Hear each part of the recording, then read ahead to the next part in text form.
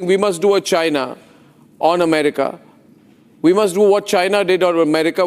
India must do it with America next, which means use America. What is happening now is President Trump is holding a gun at the head of India, demanding India's surrender, expecting India to be weak and vulnerable. But he doesn't really expect that India is strong, and it is only a decision made by the Indian government and the Indian people as to whether, how, where they want to buy their oil from.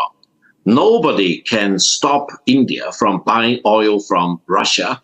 The sanctions imposed on Russian oil are not sanctions adopted by the United Nations Security Council. It is just a sanction adopted by one country, and the expected extraterritoriality of such sanctions is a violation of India's sovereignty and territorial integrity.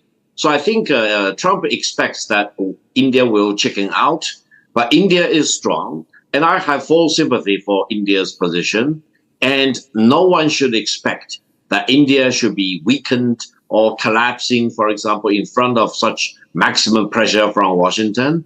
And by issuing ultimatum to proud countries like India, it is a calculation on Trump's side. Now, I think what Trump is doing is launching this anti-the-world tariff war against almost all the countries in the world, and he expects most of the countries to succumb to the maximum pressure from the United States. China will not succumb to such pressure, and I believe India will not, and we will figure out our own way as to how to deal with the maximum pressure from India from the Chinese perspective. We want to talk with the United States to calm down the situation. But if the United States continues to pick a fight with China, China is fully prepared to see complete winding down to zero of the two-way trade between China and the United States. Meaning, if the United States does not want China to export goods to the United States, then there will be no more goods to be exported by the United States to China. This is how China is dealing with the maximum pressure from the United States. China defends free trade.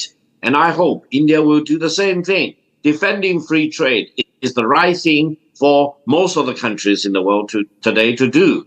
And it is only a decision up to be decided by the Indian people themselves as to whether, how much they want to buy oil from Russia. No other country has a legitimate say in stopping India's decision in this regard.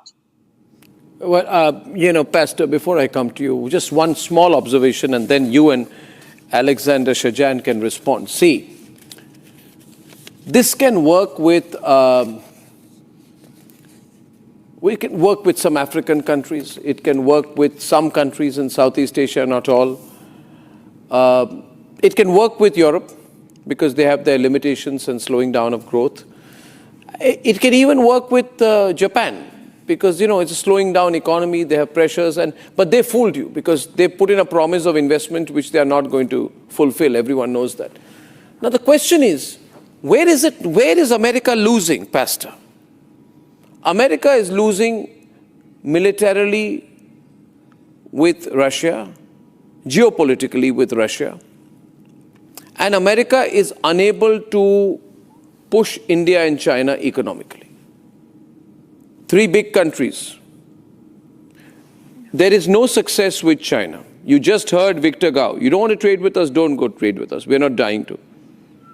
It's not working with Putin, who says, I will fulfill my geostrategic objectives, whether you like it or not. You want to quarrel, I'll send Medvedev to quarrel with you every second day.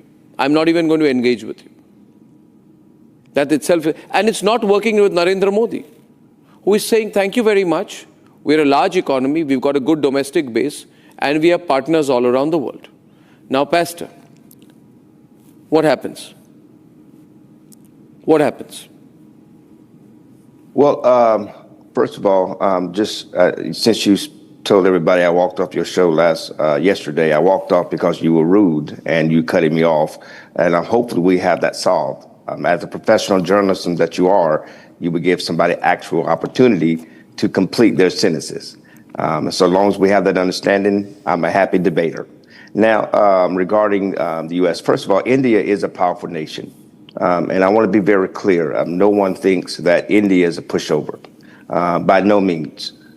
India is a partner of the United States of America and one of our allies. It is very challenging in the situation that we find ourselves regarding Russian oil. Russian oil makes up about 30 to 35% of total Russian GDP. And so when we damage Russia's ability to sell oil, we damage their ability to wage war. This is not a punishment on the great nation of India. This is simply the president doing what he ran on and what he won on, which is holding our partners accountable. One of the gentlemen mentioned about free trade, and that is great to have free trade, but also we have to have fair trade. The reality is this. There's a big talk game that happens, and yes, India is a powerful nation. Yes, India can decide what they want to do. Nobody can make them do whatever they want to do. But the reality is India depends heavily on the massive U.S. economy market that you have access to. It is a massive part of your technology, massive part of your semiconductors that you depend on, the manufacturing that you depend on. It carries a heavy weight of what what India is doing in your own economy with the massive poverty that you're dealing with in your own nation. If America wants to take on India, let them start by including the pharma sector on tariffs. America has saved $1.3 trillion because of Indian medicines. Let him put a ban on that. See, you guys think sitting in America only you have leverage. I want Mohandas Pai to put it in context. We have leverage too. Our consumer market is going to grow by 46% by 2030. We have leverage. You want to be here. You don't want to fight with India all the time. I want Mohandas Pai to put this. He can share the numbers better with you. Mohan. Yeah, Mohan.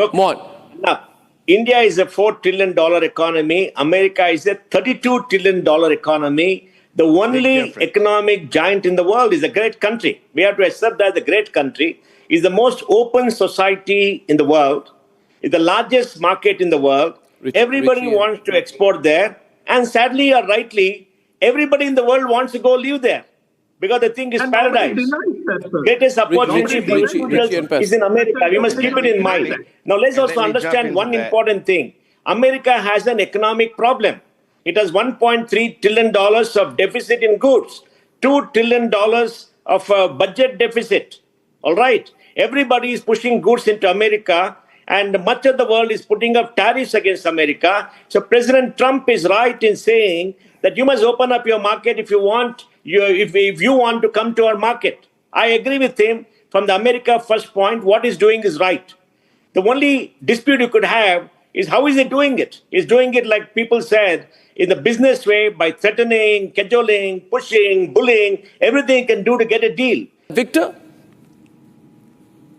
No, let me tell you this. First of all, I think you are raising an important question. I think we all need to ask President Trump, please tell the American people who will pay the tariffs that he is so eager to charge against all these countries which export to the United States. Fundamentally, the tariffs President Trump is charging will be paid by the American people. It's a kind of a tax against the American people. Now, Trump 1.0 didn't tell the American people the truth. Biden didn't tell the American people the truth. Trump now 2.0 refuses to have the decency and the dignity to tell the American people who will pay the tariffs. Let me tell you the truth. The American people will pay the tariffs. It's a ripoff of the American people. Just now, one of the panelists talked about billions of dollars in tariffs. It is paid by the American people. So we should tell the American people, and President Trump should have the decency and the dignity to tell the American people that the American people are paying all these tariffs. It's a complete disruption of international trade. It will not make America great. For example, it will make America belittled because of its danger and undermining of international free trade. So unless President Trump will stand on firm ground that the tariffs he will charge will be paid by countries like China or India or EU as a whole, otherwise he's telling lies to the American people. I think we can expose this lie for the benefit of the American people, so they will know for sure that they are being ripped off by these tariffs. So let me just respond to him. They are paying higher prices, but they are paying the tariffs. So what's not a lie is this. India, again, is one of my favorite countries to visit. I have a lot of friends there. Those are in politics, those that are Hindus or Muslims or Christians. I absolutely love India. As President Trump said, Prime Minister Modi is a friend. Let me just say this, but what is the truth? The truth is this. Nobody can force India to do anything, and I've already stated that in my earlier comment. And India economy is absolutely rising, and that is good for the impoverished people that are in India. There's millions of them, and so this is good news for those people on a humanitarian basis. But the reality is this.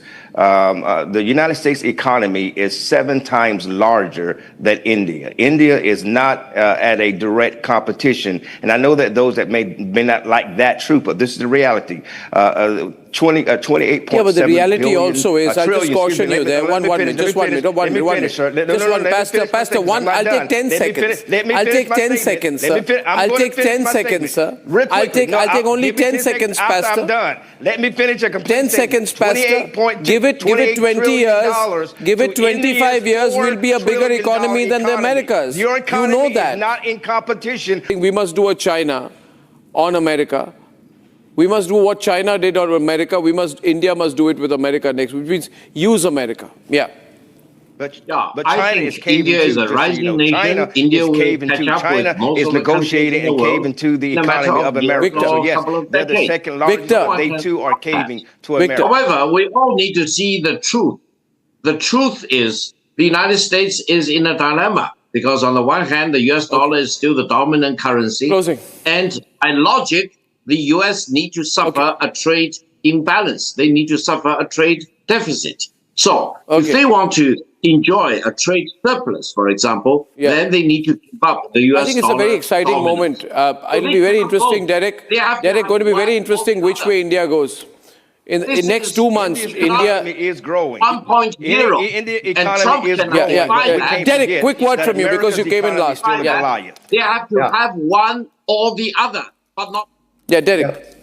Hey, I'm gonna say something that Victor Gao is actually gonna like, and maybe we agree upon for once, and that is, if this continues, right? If the Trump administration continues to cause trade frictions with India, I think that India is going to benefit from India increasingly pivoting toward China, right? I think you're going to see more of an interaction between India and China. They recently settled their border dispute in October of last year. And then deepening the ties with Russia as well. We're already seeing Russia embrace So that's an interesting point. I agree with you to some extent, not completely there. But I thank you very much.